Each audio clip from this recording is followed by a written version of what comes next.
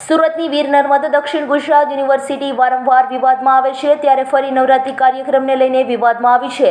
વીર નર્મદ દક્ષિણ ગુજરાત યુનિવર્સિટી ફરી વખત વિવાદમાં આવી હોય તેમ કોઈ પણ ટ્રેન્ડ પ્રક્રિયા વગર જ શૈક્ષણિક હેતુની જમીન નવરાત્રી માટે ભાડે આપી દેવાઈ છે. મીડિયા સાથેની વાતચીતોમાં કુલપતિએ કર્યો પોતાનો લૂલો બચાવ અને કહ્યું હતું કે જે તે સંસ્થાએ ગ્રાઉન્ડ ભાડે રાખ્યું છે તે સંસ્થા જમીનમાં પુરાણ કરી આપશે તેવો કુલપતિનો જવાબ છે. 1.80 લાખ ચોરસ મીટર જમીન નવરાત્રી માટે ભાડે આપવામાં આવી છે. નવરાત્રી માટે યશવી ફાઉન્ડેશનને કોઈપણ પ્રકારના ટ્રેન્ડ વગર જગ્યા ભાડે આપી દેતા વિવાદ સર્જાયો હતો. તો ભાડે આપેલા ગ્રાઉન્ડની બાજુમાં જ ગર્લ્સ હોસ્ટેલ આવેલી છે અને નવરાત્રી દરમિયાન ગર્લ્સ હોસ્ટેલને લઈ કોઈપણ પ્રકારની સેફટી નહીં રહે તેમ લાગે છે. ત્યારે નવરાત્રી દરમિયાન યુનિવર્સિટી કેમ્પસમાં કોઈપણ અનિચ્છનીય બનાવ બને તો તેના માટે જવાબદાર જે તે ભાડે રાખનાર ફાઉન્ડેશન રહેશે તેમ જણાવ્યું હતું.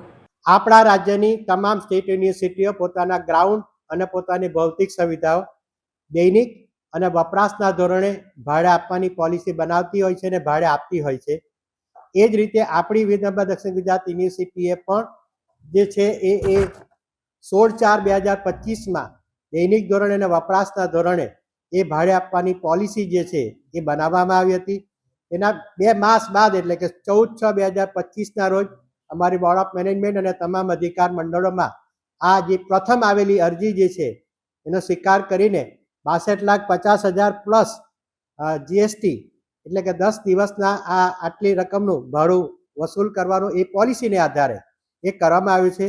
જ્યાં પોલિસી હોય આ જ રીતે અમારા અન્ય ગ્રાઉન્ડો અને અમારા કન્વેન્શન હોલો જે છે એ દૈનિક ધોરણે અને વપરાશના ધોરણે ભાડે આપવામાં આવે જ છે. ત્યાં ટેન્ડર પાડવાનો કોઈ પ્રશ્ન ઊભો થતો નથી, જેની પ્રથમ જ એમ તમામ. અને બીજી બાજુ એ ગ્રાઉન્ડની અંદર કંઈ પણ થશે અનિચ્છનીય બનાવ તો એ આયોજકની રહેશે અને ગ્રાઉન્ડની બહાર જે છે જાહેર રસ્તા પર ત્યાં યુનિવર્સિટી અને પોલીસ તંત્ર 24 કલાક 365 દિવસ જવાબદારી અદા કરતા આવી છે એટલે કરશે. અને આ હોસ્ટેલ જે છે એ હોસ્ટેલની 2 બાજુ એ 24 કલાક ને 365 દિવસ ઓલરેડી ખૂબ મોટો ટ્રાફિક રહે જ છે. એટલે ટ્રાફિકનો અવાજ છે. આ સંસ્થા જે છે એની પહેલી અમારી શરત છે કે સાઉન્ડ પ્રૂફ ડોમની અંદર આ વ્યવસ્થા કરવાની છે. કોઈ પણ જગ્યાએ શરત ચૂક થશે તો પોલિસીની અંદર આવેલા પ્રમાણે કડકમાં કડક પગલાં લેવામાં આવશે.